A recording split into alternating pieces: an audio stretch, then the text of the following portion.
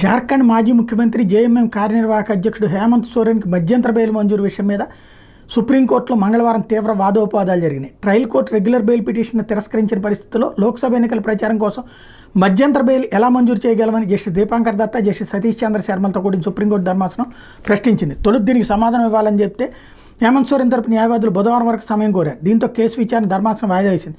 అందుముందు ధర్మాసనం మరో ప్రశ్నను సంధించింది. భూకుంభకోణంతో ముడిపడిన మనీ లాండరింగ్ కేసులో ఎన్ఫోర్స్మెంట్ డైరెక్టరేట్ ఫిర్యాదును ట్రయల్ కోర్టు పరిశీలనలోకి తీసుకున్న తర్వాత హేమంత్ సోరెన్ అరెస్ట్ చెల్లుబాటుపై రిట్ కోర్టు విచారణ జరపడం సమంజసమేనా అని అభిప్రాయాన్ని వ్యక్తం చేసి దీనికి సోరెన్ తరపు హాజరైన సీనియర్ న్యాయవాది కపిల్ సిబల్ సమాధానం ఇస్తూ దర్యాప్తు సంస్థ ఫిర్యాదును ట్రయల్ కోర్టు పరిశీలనలోకి తీసుకుని ప్రాథమిక ఆధారాలు ఉన్నాయని మాత్రమే అభిప్రాయపడిందని చెప్పారు.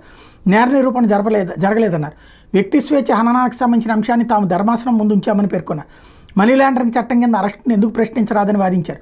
వ్యక్తి హక్కులకు భంగం కలుగుతున్నప్పుడు రిట్ కోర్టు జోక్యం చేసుకోవచ్చని అభిప్రాయపడ్డారు. ఈడీ తరపున హాజరైన అదనపు పొలిసిటర్ జనరల్ ఎస్వి రాజు ఈ వాదనలు తోసిపుచ్చారు. హేమంత్ సోరెన్కి మధ్యంతర బెయిల్ ఇవ్వరాదని కోరారు. ఈ కేసులో బుధవారం కూడా వాదనలు కొనసాగుతున్నాయి. అయితే మరి ఇదే విషయం ఇతని విషయంలో ఎందుకు జరగలేదు, ఎలాగ చేయాలో కూడా సుప్రీంకోర్టే చెప్పింది కదా, బెయిల్ ఇస్తామని. ఆయన పార్టీ అధ్యక్షుడు, ఈయన పార్టీ అధ్యక్షుడే. కేజ్రీవాల్కి ఒక న్యాయం, హేమంత్ సోరెన్కి మరొక న్యాయమా?